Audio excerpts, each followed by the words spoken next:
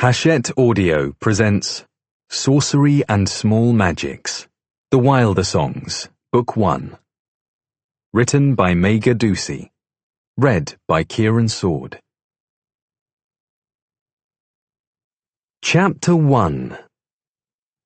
It was not my intention to cause mischief immediately upon arriving back at the fount, despite what anyone else may tell you. And yet, by the time the night was over, I was drunk, my nose was bleeding, and Sebastian Grimm was furious with me. It should be noted that only one of these things was unusual. In order to understand these happenings, you must first understand the circumstances of my return to the fount. Chiefly, that I was lucky to be there at all. My previous year of study had come to a close with an unfortunate incident involving a spell that caused one of my instructors to think she was a duck for a full hour. And no matter how much I argued that this was how the spell was supposed to work, no one seemed to agree that explanation made things better. I'd been allowed to come back, but it had involved quite a lot of hand-wringing and promises of good behaviour on my part, as well as some stern lectures and threats of immediate expulsion if I did not meet certain standards on the part of the Fount's academic board. In short, I was on thin ice before even stepping foot on the Fount grounds. The sun was setting as I passed through the city gates, and I delayed further by grabbing my violin case and hopping out of the carriage, directing the driver to deliver the rest of my belongings without me. "Care of Agnes Quest, if you please. She'll know where to put them." The Fount was situated in the city of Lux's southern quarter, with towers of pale stone that rose high above the surrounding buildings and paper-choked depths that sank far below the city streets. Inside those walls existed a separate world that revolved entirely around magic and discipline. Not being in the mood to subject myself to either of those things a moment sooner than necessary, I veered off course and made my way to the boisterous streets of the northern quarter, where I proceeded to distract myself with music and cards and good company. The night air was mild when I stumbled out onto the street hours later, summer still clinging to it.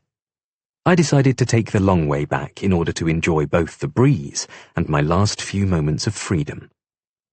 Despite that, I'm certain I would have reached the Fount gates before the midnight bell struck, were it not for two factors. One, I was slightly tipsy. Only slightly, but that was enough for me to be distracted by the moon, peeking out from between the building spires above me, and I took a wrong turn. Two, I was followed by two of my companions from that night's card table. Perhaps they were upset by the amount of their coin I'd managed to walk away with, or perhaps the celebratory winner's song I'd played whilst perched on top of the bar had rubbed them the wrong way. Who's to say? Usually I was better at spotting sore losers, but I'd entered the game already inebriated, which improved my opinion of most people. I had just enough presence of mind to make a few quick turns and then scramble up a drain pipe before my followers could match my pace. Perhaps if I was a caster, a more direct approach would have been possible.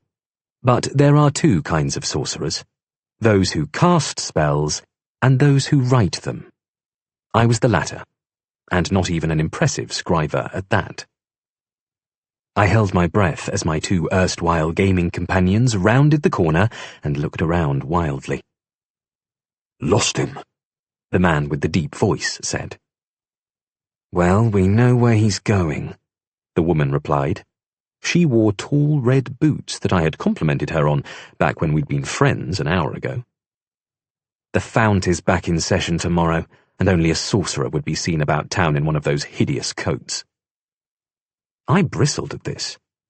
My coat was mid-length and black, with many pockets both on the outside and running along the inner lining.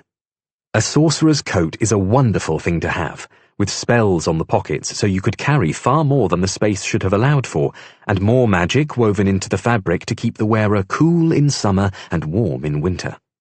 I also thought it happened to be an unquestionably stylish piece of clothing, and that I looked quite dashing in it. My would-be robbers, unaware of my outrage, continued on in the direction of the Fount. Once their footsteps had faded, I pulled myself from the gutter and onto the roof proper.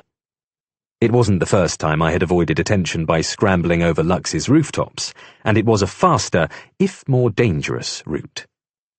The journey went mostly without incident, though I did lose several minutes untangling my boot from a wash line full of someone's clothing. Nevertheless, when I finally caught sight of the Fount's grand front gate, my followers were still nowhere in sight. I shimmied down another drainpipe with more haste than grace, clutching my violin case awkwardly, then darted across the road. It wasn't until I slid to a stop in front of the gate that I realized something that should have been clear to me from first glance. It was shut. This was a fairly new development.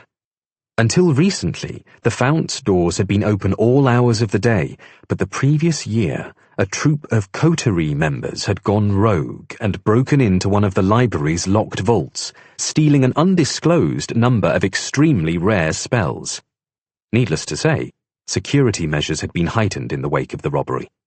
These measures included closing the gates at midnight, as I now belatedly recalled. I swore softly and looked over my shoulder. "You missed the midnight bell by 20 minutes at least." The voice was flat, remarkable only for its deep tenor and the unmistakable disapproval lacing each word. I flinched in surprise and looked back toward the door just as a figure stepped forward from the collected gloom of the gate's arch. "Oh, hello, Grimm," I said with little enthusiasm. Sebastian Grimm lived up to his name in every way imaginable.